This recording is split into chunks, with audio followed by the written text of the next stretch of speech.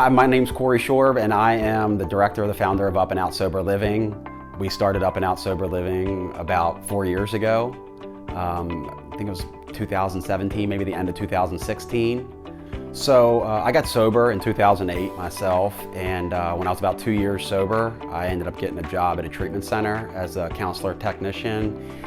And I started going to school to be a counselor, and eventually, I did become a counselor there. And part of being a counselor is you got to figure out a discharge plan for people when they leave.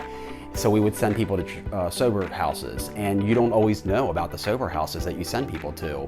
And people would come back from a relapse, and they would tell us about the sober house that they went to, and it was horrifying, to be honest with you. And I know for me, when I got sober, I was put in situations that just the environment, the overall environment, it just boosted my self-esteem. It made me feel good about myself. So that was my goal. I kept saying, one day I am going to open up a sober house that's conducive to people's recovery. That's going to be nice. It's going to make them feel, because when we come into recovery, the fact of the matter is we feel dirty because of how we were living and where we were living.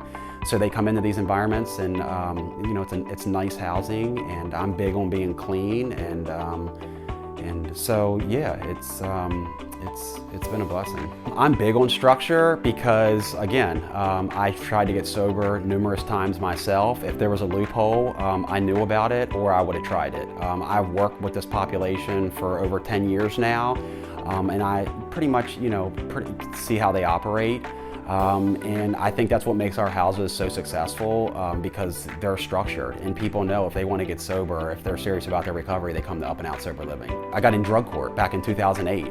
Like I said, I wasn't really a big fan of it, but it kept me out of prison, and they made me a believer. They led me to a 12-step program, and that 12-step program basically it taught me how to live, and that's really what my houses are about. Sometimes when we tell our stories, they'll say, I grew up here and I grew up there, and really my houses and recovery, it's about growing up. It's about making better decisions.